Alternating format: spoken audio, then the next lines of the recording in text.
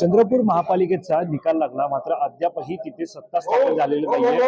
चंद्रपूरमध्ये आपल्याला काँग्रेसची सध्या नगरसेवक संख्या जास्त पाहायला मिळते, मात्र तरीही अद्याप सत्ता स्थापन करण्यात आलेली नाहीये. मात्र त्या ठिकाणी आता भाजपने सुद्धा सत्ता स्थापनेचा दावा केलेला आहे आणि या संदर्भात बातचीत करण्यासाठी आपल्यासोबत आमदार किशोर जोरगेवार आहेत. आपण त्यांच्याशी बातचीत करणार आहोत. चंद्रपुरामध्ये सर्वाधिक जागा काँग्रेस आहेत, मात्र त्याच्यामध्ये 2 गट आहेत आणि आता भाजपने सुद्धा त्या ठिकाणी सत्ता स्थापनेचा दावा केलाय. नेमकी समीकरणं कशी जुळतात काय? आता काँग्रेस जवळ सर्वाधिक जागा आहे असं म्हणता येणार नाही. आता प्रश्न हा झाला निर्माण झालेला की वडेट्टीवार साहेबांकडे किती आहे आणि धानोरकरांकडे, या 2 गटाकडे किती किती आहे, कोणाचा गट मोठा याचीच चर्चा आहे. आणि त्यामध्ये आमचा जो 24चा गट आहे हा इंटॅक्ट आहे. हा 24चा गटासोबत आम्हाला 10चं संख्याबळ आवश्यक आहे. हे 10 जे आहे ते मला उभाटा, वंचित, अपक्ष, बीएसपी यांच्यासह आम्ही त्या ठिकाणी ते संख्याबळ घेऊ आणि पुढे जाण्याचा आमचा विचार आहे. तुम्ही संख्याबळ एकत्र करून आता मात्र पुढे जाण्याचं तुम्ही म्हणतात, मात्र त्या पार्श्वभूमीवरती देवेंद्र फडणवीसांची सुद्धा भेट तुम्ही घेतलेली आहे. नेमकं काय चर्चा झाली, काय त्यांनी सांगितलं? काल माननीय देवेंद्रजींचं एक तर अभिनंदन केलं की त्यांनी 30 लाख कोटीचं इन्व्हेस्टमेंट महाराष्ट्रामध्ये आणलं, ज्यामध्ये एक मोठा उद्योग चंद्रपूरमध्ये सुद्धा हो घातलेला आणि सोबतच एकंदर निवडणुकीचा निकाल, तिथे झालेल्या सगळ्या गोष्टीची माहिती त्यांना दिली आणि सांगितलं की आपण एक 10 आपला जर संख्याबळ कमी आहे ते 10चं संख्याबळ आपल्याला 2 ठिकाणून मिळू शकते. एक हा जो मार्ग आहे उभाटा, वंचित आणि दुसरं काँग्रेसचं जे नगरसेवक आहे, जे विचलित झालेलं आहे, जे त्यांना असं वाटतं की स्थिर सरकार जर आपल्याला करायचं असेल, या ठिकाणी जर विकास करायचा असेल तर भारतीय जनता पार्टीशिवाय पर्याय नाही असं त्यांना वाटू लागलं आहे आणि ते लोक आमच्या संपर्कात आहे.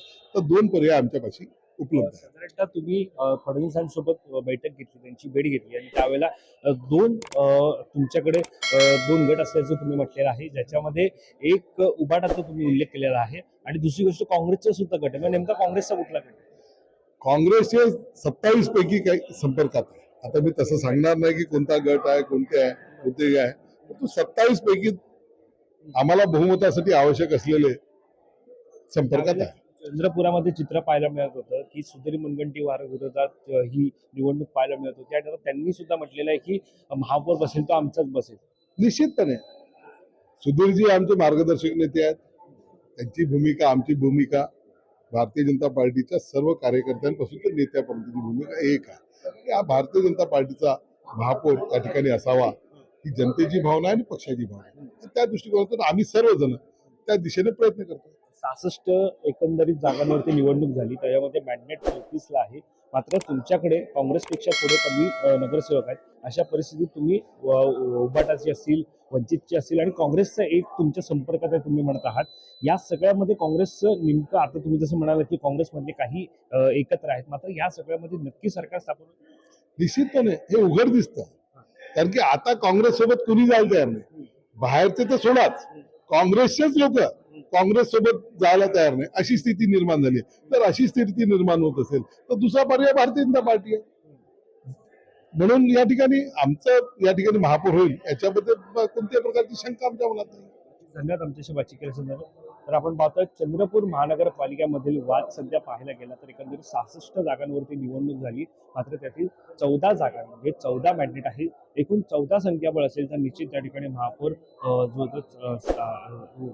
जो तो करता येणार आहे. मात्र संख्याबळ पूर्ण करण्यासाठी सध्या भाजपकडून सुद्धा प्रयत्न सुरू आहेत. किशोर जोरगेवार यांच्याशी आपण आता बातचीत केली, ज्यांनी काँग्रेसचं एक गट आपल्यासोबत संपर्कात असल्याचं म्हटलंय. याशिवाय ज्या प्रकारे त्या ठिकाणी उभाटा असेल, म्हणजे शिवसेना उद्धव बाळासाहेब ठाकरे पक्षाचे नगरसेवक असतील, यासोबतच त्या ठिकाणी जे वंचितचे नगरसेवक असतील ते सुद्धा आमच्या सोबत संपर्कात असल्याचं त्यांनी म्हटलंय.